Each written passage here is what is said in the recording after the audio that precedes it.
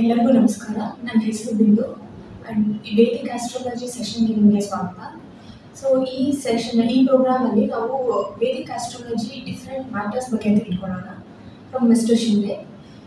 ಇವರು ಕೂಡ Vedic astrology practitioner from past 12 years and ಇವರು ಬೆಂಗಳೂರಲ್ಲೇ ಬೇಸ್ ಆಗಿದ್ದಾರೆ. ನಮಸ್ತೆ ಮಿಸ್ಟರ್ ಶಿಂದೆ. ನಮಸ್ಕಾರ ಮೇಡಮ್. ಸೊ ನೀವು ಕೂಡ ನಿಮ್ಮ ಯೂಟ್ಯೂಬಲ್ಲಿ ತುಂಬ ವಿಡಿಯೋಸ್ ಮಾಡಿದ್ದಾರೆ ವೇದಿಕ್ ಆಸ್ಟ್ರಾಲಜಿ ಬಗ್ಗೆ, ಬಟ್ ನಾನು ಸ್ವಲ್ಪ ಬೇಸಿಕ್ ಕ್ವಶನ್ಸ್ ಕೇಳ್ತೀನಿ. ಕೇಳಿ ಮೇಡಮ್. ವೇದಿಕ್ ಆಸ್ಟ್ರಾಲಜಿ ಅಂದರೆ ಏನು? ವೇದಿಕ್ ಅಸ್ಟ್ರಾಲಜಿ ಅಂದರೆ ಒಂದು ಸಾಮಾನ್ಯ ಮನುಷ್ಯನದು ಹಣೆಬರ ಅಥವಾ ಭಾಗ್ಯ, which is called destiny in English, ಅದರದ್ದು ವಿಶ್ಲೇಷಣೆ ಮಾಡೋದು. ವೇದಿಕ್ ಅಸ್ಟ್ರಾಲಜಿಗೆ ಸಂಸ್ಕೃತ ಭಾಷೆಯಲ್ಲಿ ಅಥವಾ ಕನ್ನಡ ಭಾಷೆಯಲ್ಲಿ ನಾವು ಜ್ಯೋತಿಷ್ ವಿದ್ಯೆ ಅಂತ ಹೇಳ್ತೀವಿ. ಸೊ ನೀವು ಎಷ್ಟು ಇಯರ್ಸ್ ಅಂತ ಈ ವೇದಿಕ್ ಅಸ್ಟ್ರಾಲಜಿ ಪ್ರಾಕ್ಟೀಸ್ ಮಾಡ್ತೀವಿ?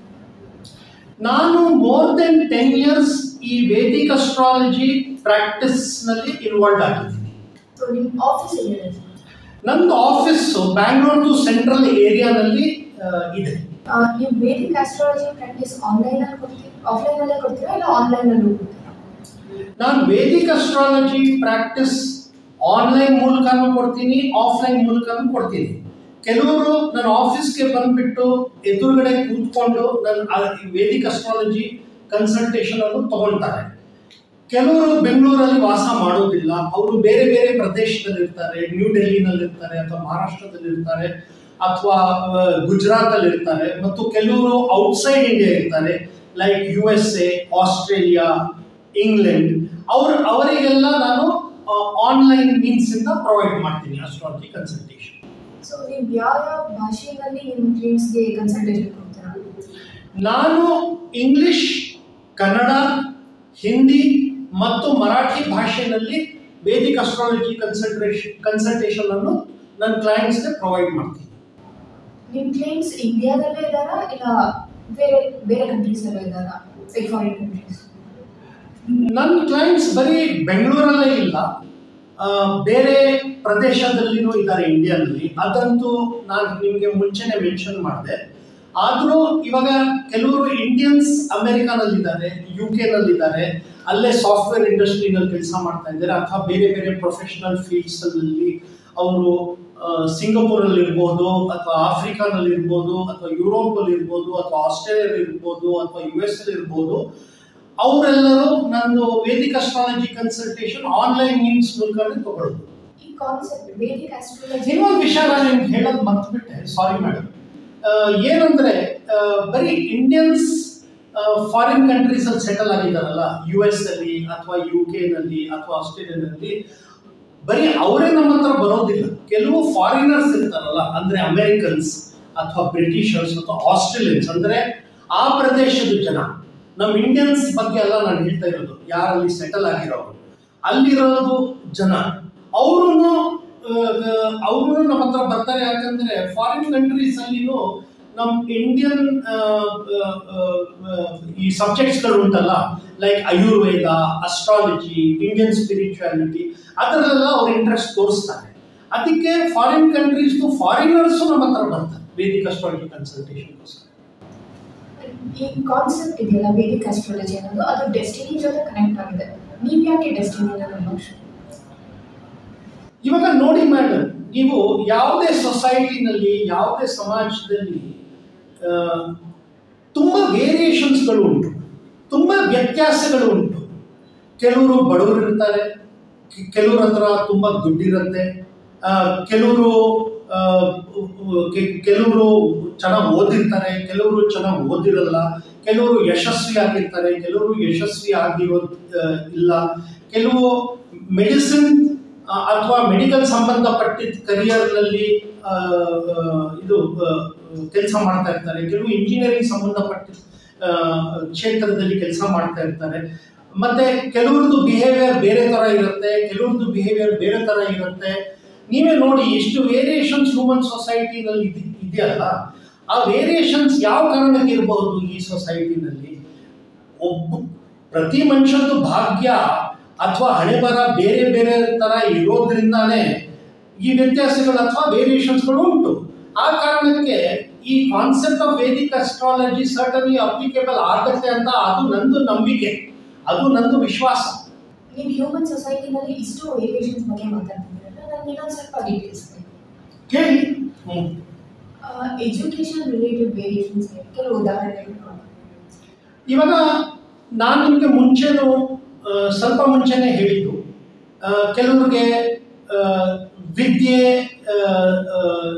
ಅಂದರೆ ಒಂದು ಎಜುಕೇಷನ್ ತಗೊಳ್ಳೋದು ಯೋಗ ಇರೋದಿಲ್ಲ, ಕೆಲವ್ರಿಗೆ ಎಜುಕೇಷನ್ ತಗೊಳ್ಳೋದು ಯೋಗ ಇರುತ್ತೆ, ಕೆಲವ್ರಿಗೆ ಹೈಯರ್ ಎಜುಕೇಷನ್ ತಗೊಳ್ಳೋದು ಯೋಗ ಇರುತ್ತೆ, ಕೆಲವ್ರಿಗೆ ಫಾರಿನ್ ಕಂಟ್ರೀಸ್ಗೆ ಹೋಗಿ ಎಜುಕೇಷನ್ ತಗೊಳ್ಳೋದು ಯೋಗ ಇರುತ್ತೆ, ಕೆಲವ್ರಿಗೆ ಒಳ್ಳೆ ಒಳ್ಳೆ ಸ್ಕೂಲ್ಸ್ಗೆ ಆಕ್ಸೆಸ್ ಇರೋದಿಲ್ಲ.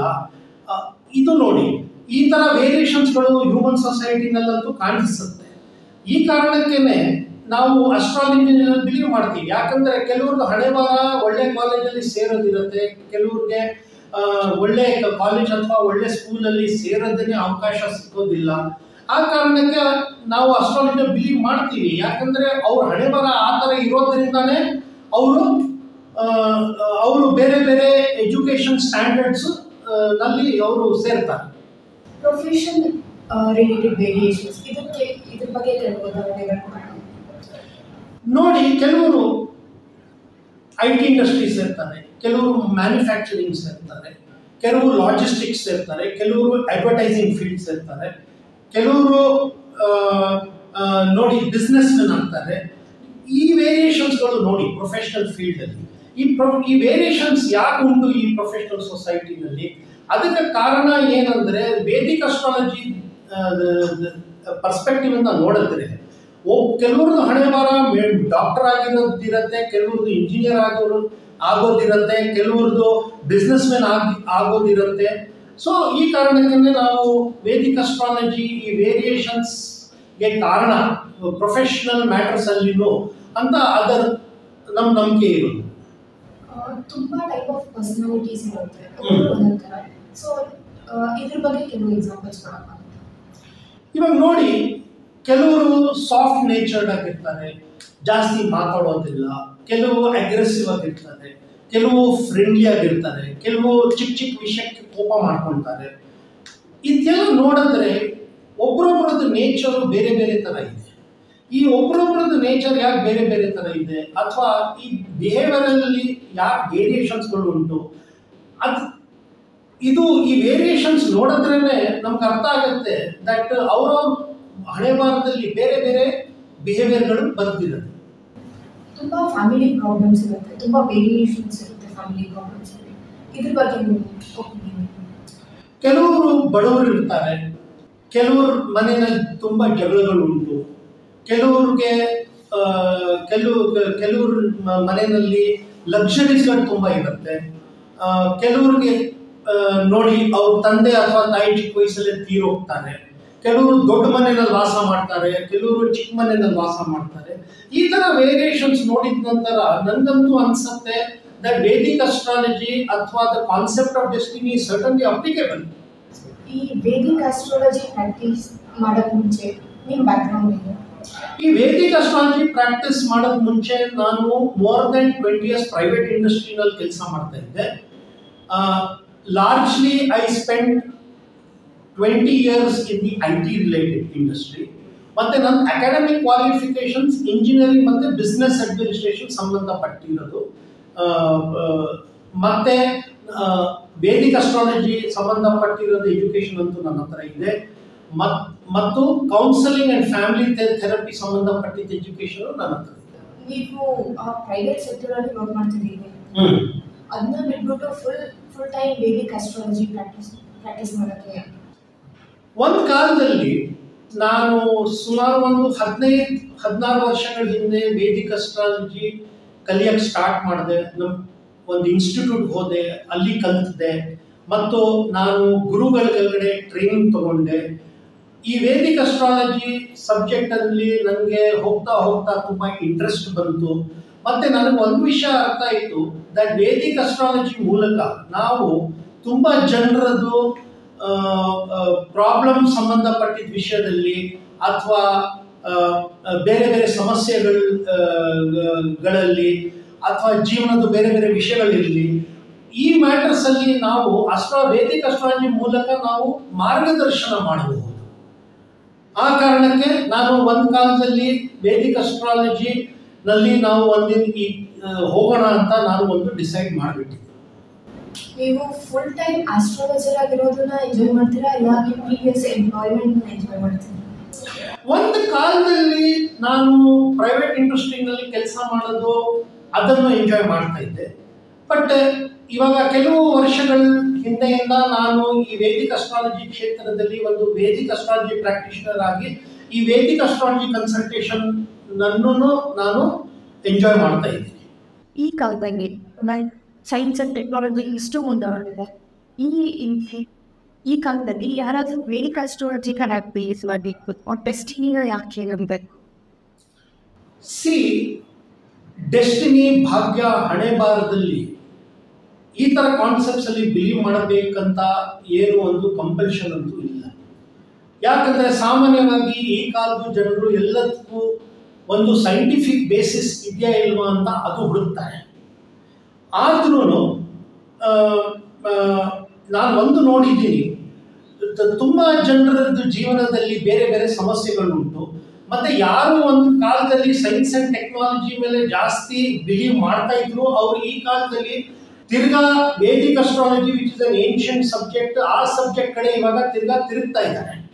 ಅವ್ರಿಗೆ ಅರ್ಥ ಆಗಿದೆ ದಟ್ ಎಲ್ಲ ಸಿಚುವೇಶನ್ಸು, ಎಲ್ಲ ಪ್ರಾಬ್ಲಮ್ಸು, ಎಲ್ಲ ಜೀವನದಲ್ಲಿ ನಮ್ಗೆ ಏನೇನು ಬೇಕುಂಟು ಎಲ್ಲ ಒಂದು ಸಾಮಾನ್ಯ ಮನುಷ್ಯದಲ್ಲಿ ಕಂಟ್ರೋಲಲ್ಲಿ ಇರೋದಿಲ್ಲ ಅಂತ. ಎಲ್ಲ ಒಂದು ಕಡೆ ಒಂದು ಭಾಗ್ಯ, ಹಣೆಬರ ಅಥವಾ ಒಂದು ಡೆಸ್ಟಿನಿ ಅಂತ ಒಂದು ಕಾನ್ಸೆಪ್ಟ್ ಅಂತೂ ಸತ್ಯವಾಗಲೂ ಜೀವಿತವಾಗಿದೆ ಅಂತ ಅವ್ರಿಗೆ ತುಂಬ ಜನರಿಗೆ ಈ ಥರ ಅರ್ಥ ಆಗಿದೆ. ಒಂದು ಕಾಮನ್ ಮ್ಯಾನ್ ಅವರು ಡೆಸ್ಟಿನಿನ ಬಿಲೀವ್ ಮಾಡಿದ್ರು, ವೇದಿಕ್ ಆಸ್ಟ್ರಾಲಜಿ ಅವ್ರ ಡೆಸ್ಟಿನಿನ ಪ್ರೆಡಿಕ್ಟ್ ಮಾಡುತ್ತೆ ಅಂತ ಯಾಕೆ? ವೇದಿಕ್ ಅಸ್ಟ್ರಾಲಜಿ ಸಬ್ಜೆಕ್ಟ್ ಇದೆಯಲ್ಲ, it took birth 5000 years ago during the Vedic period. 5000 years ago. In those days, great saints, mathematicians, ಮಹರ್ಷಿಗಳು, ಸಾಧು ಸಂತವರು, spiritually elevated people, divine people, ಇವರೆಲ್ಲರೂ ಈ ವೇದಿಕ್ ಅಸ್ಟ್ರಾಲಜಿ ಸಬ್ಜೆಕ್ಟನ್ನು ಒಂದು ಫಾರ್ಮುಲೇಟ್ ಮಾಡಿದ್ರು. ಅವರು ಸುಮ್ಮನೆ ಒಂದು ಟೈಮ್ ಪಾಸ್ಗೋಸ್ಕರ ಈ ಸಬ್ಜೆಕ್ಟ್ನು ಫಾರ್ಮುಲೇಟ್ ಮಾಡಿಲ್ಲ. ಅವರು ತುಂಬ ಇಂಟೆಲೆಕ್ಚುಯಲ್ ಆಗಿದ್ರು. ಅಂದರೆ ವಿ ಆರ್ ಟಾಕಿಂಗ್ ಅಬೌಟ್ ಆ ಕಾಲದ್ದು ಈ spiritually elevated people or divine people, great saints, astronomers, ಆಚಾರ್ಯಾಸ್, ಸಾಧು, ಸನ್ಸ್, ಎವ್ರಿಬಡಿ. ಸೊ ಮತ್ತೆ 5000 years ಇಂದ ಇನ್ನೊಂದು ವಿಷಯ ಏನು ಹೇಳ್ತೀನಿ ಅಂದರೆ, ಈ ವೇದಿಕ್ ಅಸ್ಟ್ರಾಲಜಿ ಮೂಲಕ ತುಂಬ ಅಸ್ಟ್ರಾಲಜರ್ಸ್ ಅವರು ತುಂಬ ಜನರದು ಭಾಗ್ಯ ಮತ್ತು ಹಣೆಬರ ಮತ್ತು ಡೆಸ್ಟಿನಿಯನ್ನು ಒಳ್ಳೆ ರೀತಿಯಿಂದ ವಿಶ್ಲೇಷಣೆ ಮಾಡಿದ್ದಾರೆ. ಸೊ ನೀವು ಪ್ರಾಕ್ಟೀಸ್ ಮಾಡುವಾಗ ಮತ್ತೆ ಒಂದು ಕನ್ಸಲ್ಟೇಷನ್ ಕೊಡುವಾಗ it has been identified that a persons destiny is somewhere existing or it is predetermined and that can be read through an horoscope. Basic principles ಏನಿದೆ ವೇದಿಕ್ ಅಸ್ಟ್ರಾಲಜಿ, ಸೊ ಅದು ಒಂದು person ಡೆಸ್ಟಿನಿನ predict ಮಾಡೋಕ್ಕೆ help ಮಾಡುತ್ತೆ. ನೋಡಿ, ಒಂದು horoscope, ಅದಕ್ಕೆ ನಾವು ಜಾತಕ ಅಂತೀವಿ ಅಥವಾ ಕುಂಡಲಿ ಅಂತಲೂ ನಾವು ಅದನ್ನು ಕರಿತೀವಿ. ಅದರಲ್ಲಿ 9 ಪ್ಲಾನೆಟ್ಸ್ ಉಂಟು, 27 ನಕ್ಷತ್ರಸ್ ಉಂಟು, ಮತ್ತು 12 ರಾಶಿಗಳು ಉಂಟು. ಈ 12 ರಾಶಿಗಳು, 27 ನಕ್ಷತ್ರಾಸ್ ಮತ್ತೆ ಈ 9 ಪ್ಲಾನೆಟ್ಸ್ ಬೇಸಿಸ್ ಮೇಲೆ ಯಾವುದೇ ಮನುಷ್ಯನ ಜೀವನದಲ್ಲಿ ಬೇರೆ ಬೇರೆ ವಿಷಯಗಳು ಉಂಟಲ್ಲ, ಅಂದರೆ ಮದುವೆ ಸಂಬಂಧಪಟ್ಟಿದ್ದ ವಿಷಯ ಅಥವಾ ಕೆಲಸ ಸಂಬಂಧಪಟ್ಟಿದ್ದ ವಿಷಯ ಅಥವಾ ಸಂಪಾದನೆ ಸಂಬಂಧಪಟ್ಟಿದ್ದ ವಿಷಯ, ಈ ವಿಷಯದ ಬಗ್ಗೆ ನಾವು ವಿಶ್ಲೇಷಣೆ ಮಾಡ್ಬೋದು. ಪಾಮಿಸ್ಟ್ರಿ ಅಂದ್ರೆ ಏನು? ನೀವು ಅದರಲ್ಲೂ ಇನ್ವಾಲ್ವ್ ಆಗಿದ್ದೀರಾ? ಪಾಮಿಸ್ಟ್ರಿ ಅಂದರೆ ನಾವು ಈ ಲೈನ್ಸ್ ಆನ್ ದ ಹ್ಯಾಂಡ್ಸ್ ಇದೆಯಲ್ಲ, ಅದರದ್ದು ಬೇಸಿಸ್ ಮೇಲೆ ಒಬ್ಬ ಸಾಮಾನ್ಯ ಮನುಷ್ಯಂದು ಹಣೆಬರ ಅಥವಾ ಡೆಸ್ಟಿನಿಯನ್ನು ಪ್ರೆಡಿಕ್ಟ್ ಮಾಡ್ತಾರೆ. ನೀವು ವಾಸ್ತುನಲ್ಲೂ ಇನ್ವಾಲ್ವ್ ಆಗಿದ್ದೀರಾ? ಇಲ್ಲ, ನಾನು ವಾಸ್ತು ಸಬ್ಜೆಕ್ಟಲ್ಲಿ ಇನ್ವಾಲ್ವ್ ಆಗಿಲ್ಲ. ನ್ಯೂಮರಾಲಜಿ? ಹೌದು, ನ್ಯೂಮರಾಲಜಿ ಸಬ್ಜೆಕ್ಟಲ್ಲಿ ನಾನು ಇನ್ವಾಲ್ವ್ ಆಗಿದ್ದೀನಿ. So thank you Mister Shinde, ನಿಮ್ಗೆ ಇಷ್ಟು ನಾಲೆಜ್ ಶೇರ್ ಮಾಡಿದ್ದಕ್ಕೆ. ಥ್ಯಾಂಕ್ ಯು ಮೇಡಮ್, ನಮಸ್ಕಾರ.